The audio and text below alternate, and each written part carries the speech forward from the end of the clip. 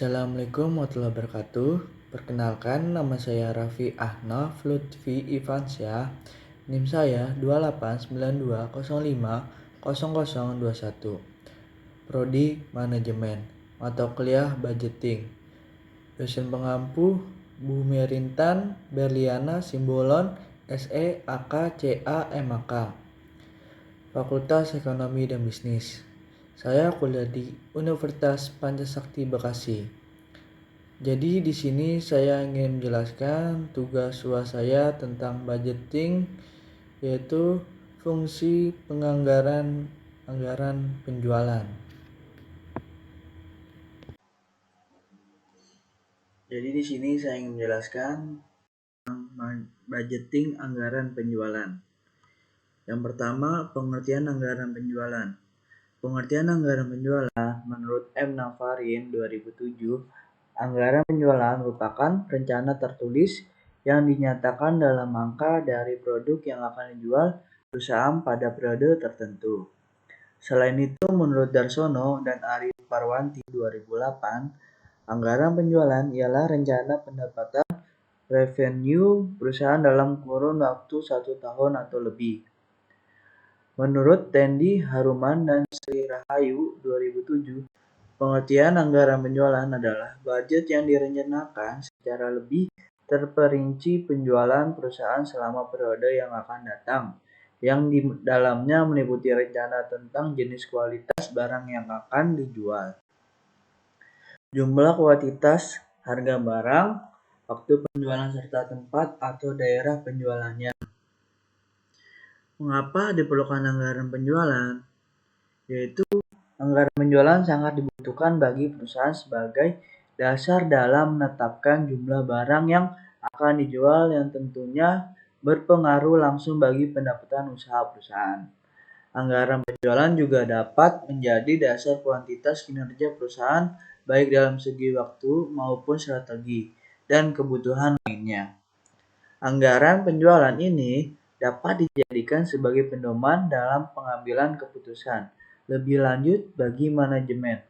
Anggaran penjualan ini juga dijadikan dasar dalam menentukan jumlah unit yang akan diproduksi dan tentunya untuk kebutuhan informasi mengenai biaya-biaya yang diperlukan dalam proses produksi ke depannya.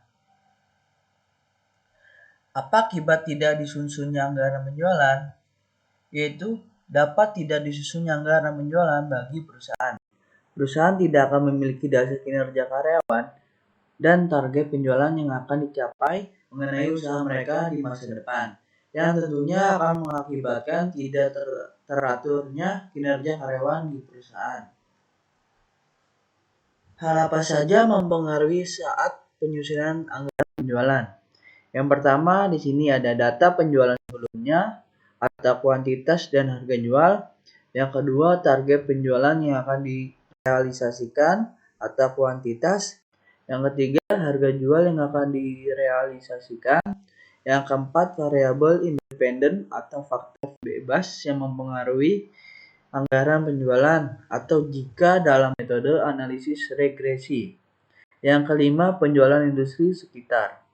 Yang keenam, market share atau pangsa pasar dalam metode analisis industri. Yang terakhir, dan faktor-faktor lainnya yang mendukung dalam manajemen untuk mengambil keputusan mengenai anggaran penjualan seperti strategi pemasaran, dampak lingkungan, dan lain-lain.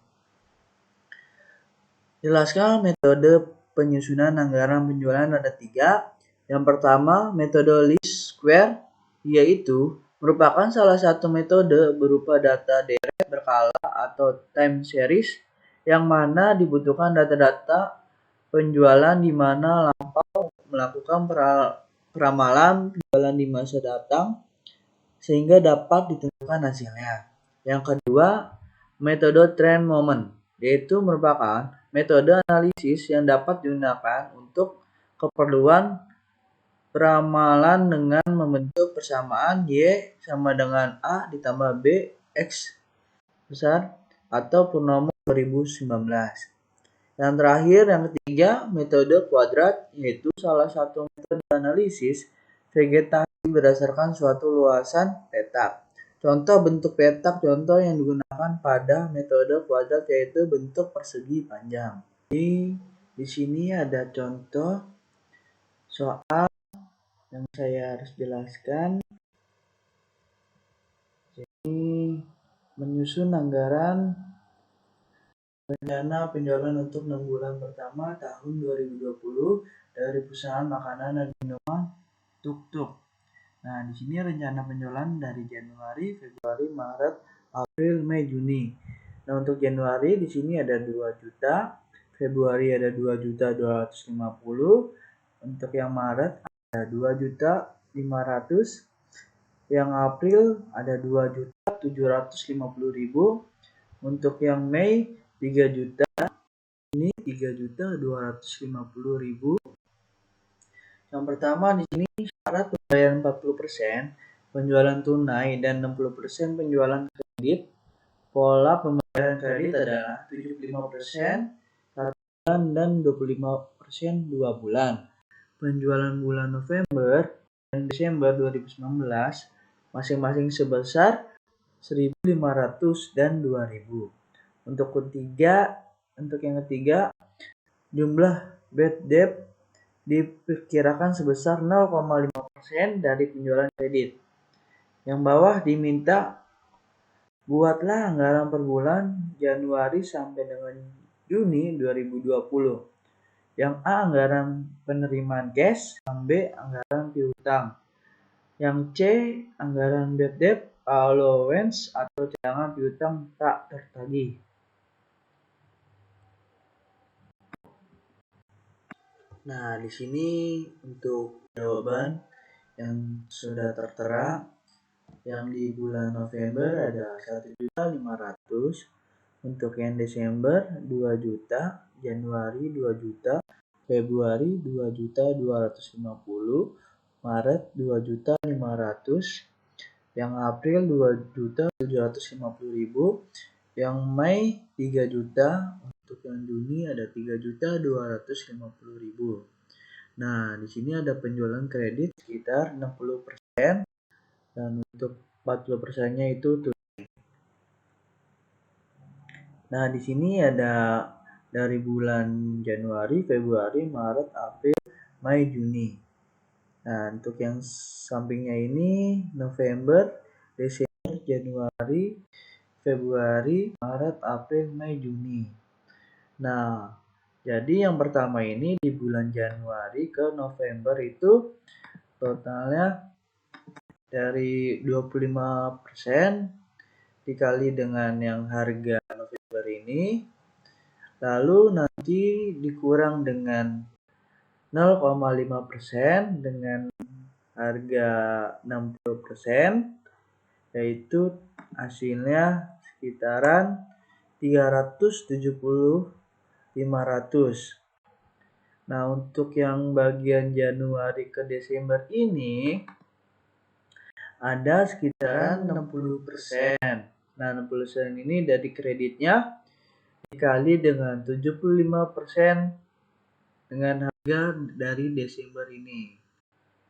Nah, sedangkan ini totalnya sekitaran 900.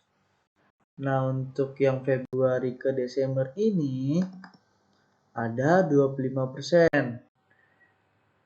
Dikalikan dengan Desember ini. Lalu dikurang 0,5% dikali 60%. Yaitu totalnya sekitaran 494.000. Nah, selanjutnya di sini ada Januari ke Januari. 40% itu dikali dengan Januari yang sekitaran 2 juta. Yaitu hasilnya 800.000. Nah, untuk Februari ke Januari itu dari 60% dikalikan dengan 75% dikali dengan harga dari Januari yaitu 2 juta. Hasilnya 900.000.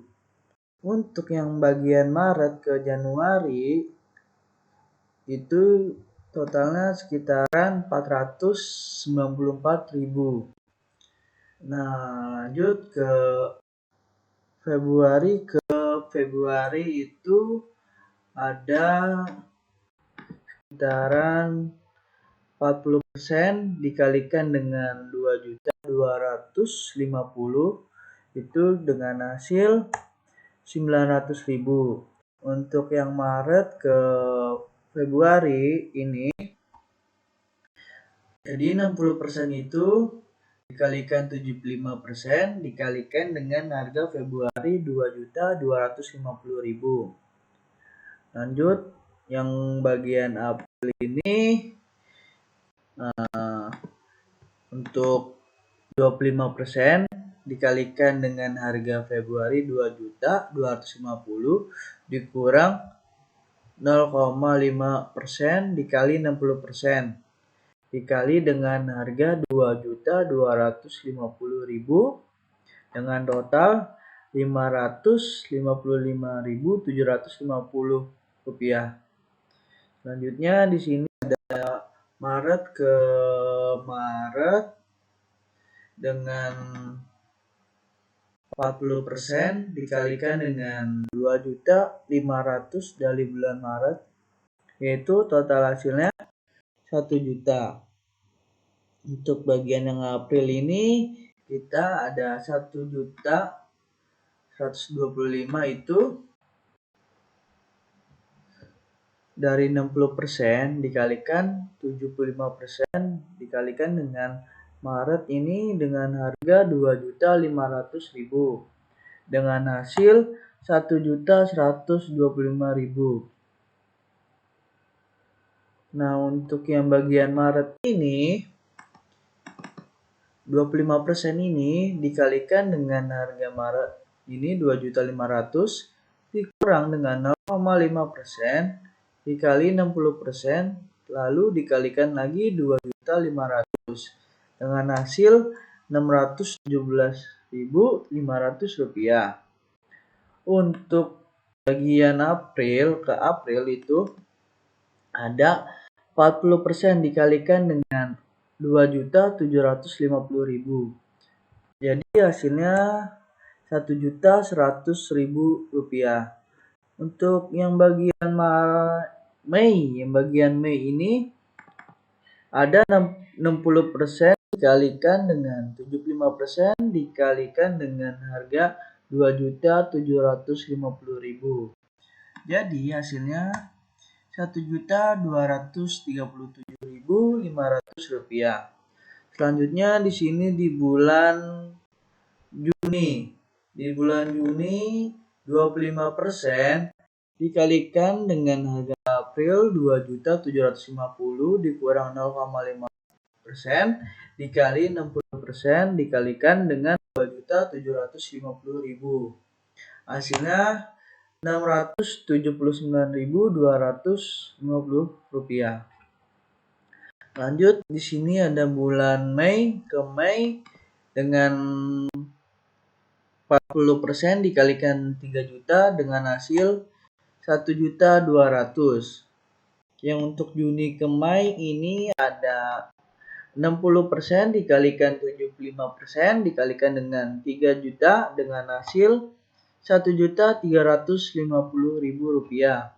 Untuk yang bagian Juni ke Juni, jadi tetap sama 40% dikalikan dengan 3.250.000 dengan hasil 1.300.000. Nah, untuk bagian sampingnya ini ada total penerimaan. Jadi dari bulan Januari ke Juni itu dari awal ada 2.070.500 rupiah, ada 2.254.000 rupiah, ada 2.506.500 rupiah. Yang ini ada 2.780.750 rupiah. Untuk yang bawahnya ada 3.055.000 rupiah. 3.329.250 rupiah. Nah, untuk AR-nya di sini ada Rp1.270.500, ada Rp1.394.000, ada Rp1.506.500, ada Rp1.680.750, ada Rp1.855.000, Rp2.029.250. Nah, itu jumlah seluruh untuk AR ya. Untuk bagian bad debt di sini juga ada dari awal 4.500, 6.000, untuk Januari ada 6.000 juga. Yang Februari ada 6.750.000. Untuk yang 7.500 ini ada di bulan Maret.